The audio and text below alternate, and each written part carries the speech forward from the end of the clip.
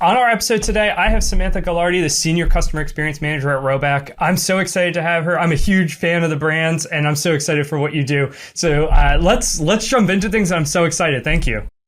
Oh yeah, of course. I'm super excited to be here. And it's kind of fun having two Sams on the same call. I know. I think I was telling you that the only person who calls me Sam is my sister. And it's just like the one person that has figured out. My sister and her best friend who thought my name was Sam for quite a long time before she realized it was Samir. But yeah, I love this and I'm excited for this. Samantha, thank you for joining us today. And I just want to start from the beginning because I love your career path and who you are and what you do and all of those things. So can you kind of share that for the listeners here?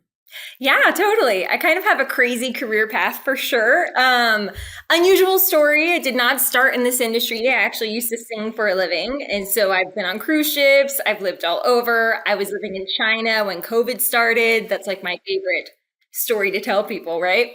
But I joined ecom and I specifically got into customer service with this brand called JAXXON, which shout out to them, love them to death. Basically started as a customer service agent and worked my way up. I fortunately was able to help with training and development there, start a lot of cool initiatives. Then I moved on to a company called Business and Pleasure Co., where I built up everything. We're talking warranty stuff. We're talking FAQs, like anything customer experience, and which all led to today. Rhoback hit me up like March of last year and interested in looking at me for the senior role. And so I'm actually hitting my 1 year mark with Rhoback. It'll be Hey, congrats. That's big. Awesome. Yeah. But I like to say acting skills are really awesome in customer service. And diving into like understanding the customer, I pulled a lot from my experience in performing arts to get into this industry. Yeah, and I love your background and I love the conversation we had because the thing that got me excited was your perspective around how customer experience and brand work together and like the intersection of the two and how customer experience is an extension of a brand, right? And like the way it presents itself. So I'd love to kind of dive into that and even hear just like high level, like how does Rhoback, and maybe just like a quick, what does Rhoback do and who they are, and then how does customer experience kind of fit into that? Yeah, totally. So if y'all don't know Rhoback, we started in 2016 as a high-end like lifestyle sportswear brand, all with the performance polo. We're very well known for our ridge that we have on the back of our polos and then our little bunker dog emblem on the corner. And basically the founders were looking for a product that could easily be worn to work out, do something active, but also can be worn out. Like if you want to grab drinks, do something like that. And that's kind of how Rhoback came to be. We're kind of known as a golf brand. You know, we have a lot of polos, but we have a ton of stuff in the men's line and women's line and all of that as we expand, but we believe in activity. So what's interesting, tying that into customer service, customer experience has been, okay, how is our brand? What is the brand voice? Who are we to make sure the like customer service team aligns and then make sure the entire experience aligns, that we know the heart of who we are and the heart of our brand and expand that upon every touch point so that the customer, be it they see an ad, they purchase, the delivery process, whatever the case may be, they feel and recognize that this is Rhoback. Oh, I love that. Sets us apart. That's awesome. And, I think that that's a really interesting, this idea of like everything connecting together is key. So when you were thinking about that, how did you guys come up with this? Like, how did you guys make it happen? I guess it's like easy to say, like, we're going to make everything connect, but like, how does it happen? I mean, ultimately, it comes down to like the founders get all the credit for the main points. It's really what they believe in, right? They really drive into, we love being active. That's how we believe in connecting people. You actually see on our website that we have a statement of who we are. And that's something that drives the rest of what we do. That's going to drive how our products look and feel, what kind of fabrications we dive into. It drives how we do our social media marketing, any sort of marketing. And then it drives, like in my mind, I'm always thinking of how does this customer talk? How are we relating to our customers and relating to them, getting them connected to us? And so for me personally, the first thing I do is do like a sweep of everything. And I come Yeah. up with kind of like the quote unquote Bible, the law of what we're following for everything. Like these are the core aspects of who we are. This is who we are as a brand. We need to make sure everything else is going to align and collaborate with those core things while still being flexible, trying things, you know. But Yeah. I like to look at it as a musician. So if you look into a musician breaking out into the industry, you can't be country, rock, pop, and rap. Oh, yeah. You have to choose something. Who are Yeah. you? To where you build a fan base, you build a brand of people that love your art, love what you're producing, to where you can get to the point where you're like, great, I'm going to release whatever genre I want. I have enough people that care. Taylor Swift can release a rap album and everyone would listen. People will buy. Yeah, that's so true. And I love that. I love that metaphor, and I love that visualization of it, because I think it's true. It's like you have to figure out who your core customer is, what you stand for first, before you kind of expand into it. And it's interesting because we are talking about brand voice and consistency, and you and I know how important that is. But I guess how do you convince somebody who is like, I'm just going to do performance ads all day long, and you know what? We're going to test every variation, and everything's going to look entirely different. But like, how do you convince that person that no, you also need some level of consistency, and you need to think about it? I mean, I'm going to be data driven times 5. Anything, we have to look at the percentage. We have to look at what the customer is saying. And so I'm pulling information, like I'm going into our product return reports, actually pulling up the comments. AI is this really cool thing now where it can summarize a ton of stuff. Yeah. And you can pull data points you didn't have before. But like, for example, testing different marketing and testing different ads, your customer is going to react. We can look at the basic stats. We're always looking at how many sales came from it, how many people are interacting, so on and so forth. But are they just one-time purchases? Are they actually coming back? Yeah. Are they commenting positively, negatively? Like something I love thinking about with reviews in particular is it could be a positive review, negative sentiment. So how are you pulling in all these data points to then make the argument? I always love to say I'm like a lawyer for the customer. I love that. To where I'm going to pull up the data, pull up an argument and be like, great, this is what the customer is saying. This is what my team is seeing. This is what the data is saying. How can we align this? This is who we've said we are. Yeah. Going back to that concept of the law of brand voice. This is who we say we are. This is what the customer is saying, which doesn't align with who we say we are. How can we update this? Let me show you how this is going to improve all of our stats and bring things up. And, sales, everything's money. So like, how do you it up? And then also on top of that, the customer feels seen. The customer is even more committed. You get things you can't track, like word of mouth marketing.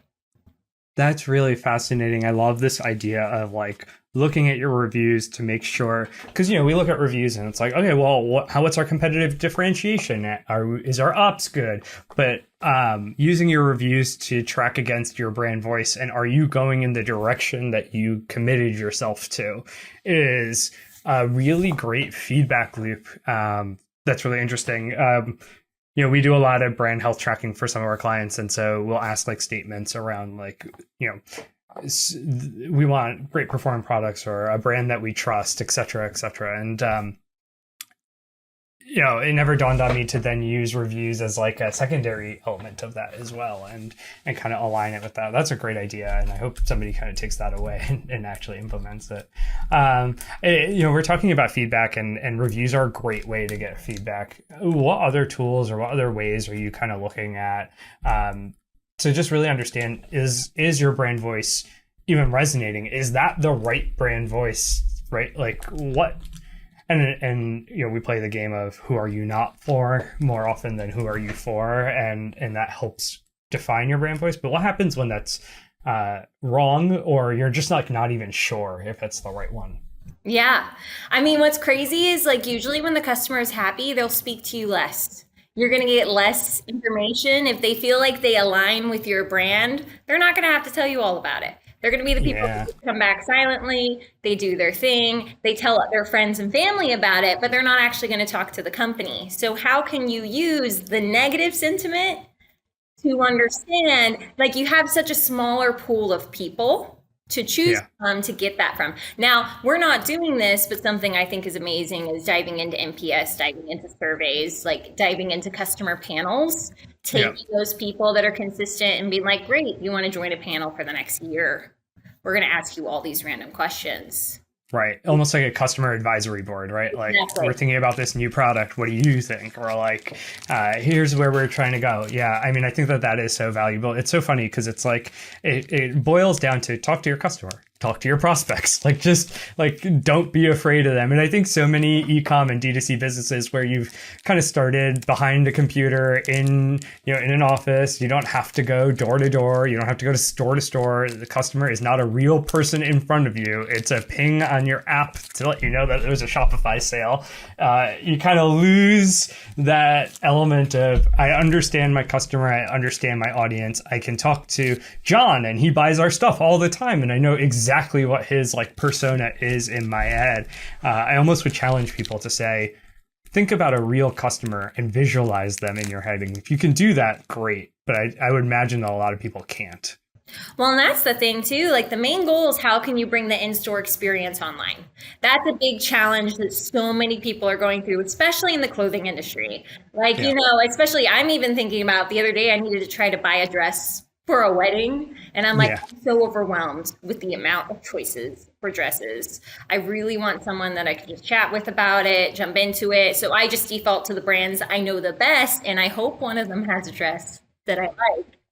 But that process, like, how do you make those connections with the customer? And that's been like my personal goal the last couple years of being like, how are we creating those touch points where you get to socialize even more with the customer? You resource them with that. Like, how many self-service options are we giving them? How many ways are we making them feel seen? Yeah, that's really interesting. What are like metrics and tools that you're using to just really understand, is your brand voice working? Like, I know we talked about AI and using, I'm sure, like a chat GPT or anything like that to actually like summarize some stuff, but is there anything else that kind of stands out to you that you said, hey, this has been super helpful for just better understanding what's working, what's not working? Yeah, totally. So brand voice for me, like, contains everything. So I'm thinking, does the product aligning? Are ads aligning? Does the website experience align? Blah, blah, blah, blah, blah. Operations, all the things. And so like when I think of product in particular, I'm thinking of returns. I'm thinking of reviews on the product in particular. You're going to get so much information, which we already kind of talked about. So I won't go into that too detailed. Yeah. But I'm looking at those stats there when it comes to just general customer sentiment. I'm pulling everything from the CRM. You know, you can have so much information there, be it how the team is tagging, what kind of sentiment are they flagging, all that jazz. I pulled 5 reports from that alone. And then you jump into the actual, like with marketing, I'm always thinking of socials marketing. I'm looking at the comments, I'm looking at how people are interacting, and obviously we're looking at sales and the other important stats. So that's just like a couple examples. Yeah. The main core things. I'm also looking at operations. Does the shipping align with us? Is that like, is the customer happy with that, unhappy, et cetera, et cetera, et cetera. So those are some like practical ground level things I'm looking at. And then sometimes I'll just build out a whole nother report based on something in particular I'm curious about. I am pulling so many Excel sheets. Yeah, of course. I know there's so much in there. It's interesting because one of the things that I think a lot of marketers just don't understand is, you know, as a media buying agency, we're always looking at CAC to LTV, right? And it's like, okay, great. Like, you know, I want my CAC and LTV to align. But I'm only a third of the puzzle, right? Like I can get the person in the door, but ops and customer experience needs to get them to come back. And so it's really understanding that element of it and having, I always say like having a really consistent brand voice, having a strong brand that people feel committed to allows you the flexibility to make mistakes and not get away with it, but be allowed to make mistakes, because you will make mistakes. Mistakes are the reality of it. Something's going to happen in op. Someone's got to get the wrong product. It'll get delayed. Something's going to happen, right? And so having a good brand allows you to kind of extend out those mistakes, but also being a marketer, it's your job to make sure that what you are saying is being delivered upon in the back end of it. So if I create an ad that promises something, that better be true. And I think that is the piece where we get caught up in offers, and it's like, oh yeah, this product can do all of these things. And you're like, not really. It's just like, it's such a bad experience for people, and you start to burn brand cachet. So I'm sure that is something you guys are monitoring and looking at and thinking about all the time. Oh yeah, and I love that because it's just an alignment of the team itself, right? Like what you just said reminded me of a reel I saw of, like, there was a caricature of a salesperson being like, "Hey, so the product can do this thing." And then the customer service is like, "Can the product do this thing?" The tech person's like, "I mean, technically no, but it might at some point." The salesperson's like, "Well, what can happen now? Because I said it's going to happen." Yes, 100%. Team as a whole aligned. Like, it's like, Yeah. is there that person that's like, great, like, I get to be the person that makes sure the brand voice stays consistent. So I got to make sure everyone else is aligned. Like, if marketing wants to do this thing, is the customer service team prepared for that? Is the operations team prepared to, like, succeed? If they're like, cool, everyone's going to get next day shipping. Great. Are your fulfillment centers ready to do next day shipping? Is your team ready to support that and say it's going to happen? If you're using any sort of AI bot in your CX, which my team does, is that prepared with the information to do that before it drops? Like, that's a huge part of it. It's just like making sure everyone has that communication for anything like that drops, that makes a massive difference. It's so funny because it's like, are you prepared? And then are you measuring if it was successful or not too, right? Like, there's this like back end piece where it's like, yes, we did it, but we don't even know if it actually worked. Like, that piece always gets left behind. And so, yeah, I mean, as you know, like I am a big fan of all of these things, and I'm always curious about, like, how do we integrate teams more? How do we make sure there's a really good feedback loop? Because I think, customer service, ops, and marketing getting together and talking is what leads to great brands, because things can't live in a silo. Otherwise, the learnings that marketing have never go to ops, so that the next product is never really interesting. Product is just being built automatically. Customer experience is getting customer feedback, both positive and negative, and that's never going to marketing and ops. So, like, again, you're just like creating product and marketing for yourself, not for the market. And you kind of get stuck in this death spiral, which I think is really important. Well, you to can not lose do. trust. You can lose trust from the customer too. Even the most 100%. loyal, if they notice that it's not consistent multiple times, like, they have space for a couple mistakes. Again, fan base for a musical artist, they are committed. You can do crazy things if they're that committed to you. But if you consistently don't show that alignment, it affects your main customer base too. Like, that's a lot. Yeah, I mean, returning customer rate is probably one of the best ways to understand if you're doing the right thing. I do want to move into a question for you. Is you get to see so much in the market. Just, there's so much happening. I'm so curious. Have you seen anything either in your category, out of your category, anything like that just made you stop and go, oh, that's actually a really good idea. I wish we were doing that. Oh my gosh. I mean, there's so many things, but I think, actually, funny enough, the main thing, I talked about this earlier, but there are a couple customer advisory panels that I've seen drop from a couple brands that I'm like, oh, these are unique. You're not asking the basic things. You're actually challenging your own concept of your brand, going to your customers and finding out, like, firsthand if it's all aligning. You're asking very interesting questions. Like, you're investing all this time into the customer advisory, and in that, you're actually building this, like, loyal customer base that's going to stay just because they got involved. You're also giving them perks for doing it, like free shipping, free 2-day shipping, whatever perks, get X, Y, and Z for whatever. That to me is core, because I'm always thinking about the person behind the sale. Yeah. It's like, how can we relate to the person? How can we actually get firsthand understanding versus I can pull data for days, but I'm not actually seeing the customer. I'm not seeing who they are. I'm not stalking their Facebook. We're not doing things like, we are getting consensual information. The customer is more invested. They feel ownership. And then that helps us grow and helps us plan. Well, it also just gives you context around the numbers, right? Because otherwise numbers might tell a very different story than what's actually happening.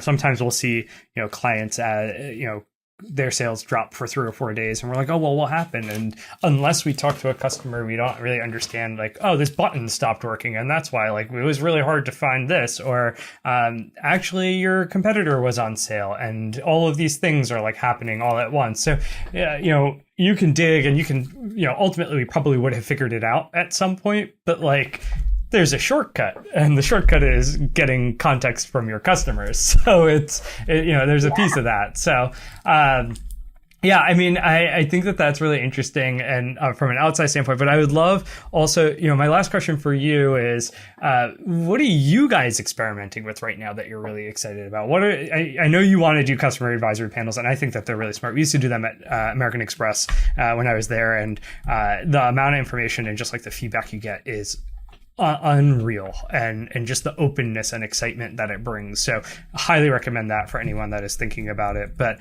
what are you guys doing right now that you're really excited about? I mean, the main thing really is actually expanding upon the brand, expanding upon our audience base. Like, we are really leaning into women's products even more. We've released things like the Everyday Active Dress, Steffi Active Skort. Gosh, if I remember that correctly, all these different pieces to where we're challenging ourselves a bit by trying new things in the actual like athletic wear range, and kind of seeing what our customer receives and what they don't receive. And there's other like fun things there that, I'm going to keep under wraps. But that's like a main thing. On top of that, resourcing the customer better with sizing. Again, like I had mentioned, the concept of in-store, online. It's like, how am I actually helping you purchase? Instead of what a good amount of dudes, what they do is buy 5 sizes and try them all on and then return the other 4. Yeah, we're form and function. It's like, we are very much, there's no like, I wonder if I feel good in this. It's what fits, and let's just get that. Yeah, we talk about this all the time, that men and women shop very differently, and like the way you present product and the way you talk about product is and their shopping habits are just very different. I mean, it's changing over time, but fundamentally there are some like key differences, and so it is a really interesting experience to have to market against. Samantha, thank you so much for joining us. This was such a great conversation, and I love your perspective on all of this. So if someone wants to find you online and learn more about what you do and what you're thinking, where can they find you? LinkedIn is going to be the best place. So it's Samantha Gagliardi. You'll see the spelling. It doesn't look the way it's pronounced. We'll include it in the show notes for sure. Yeah, but that's the best place. But this has been so much fun. I've loved chatting with you. Thank you so much for the time. It's incredible. Thank you for being here. I love it.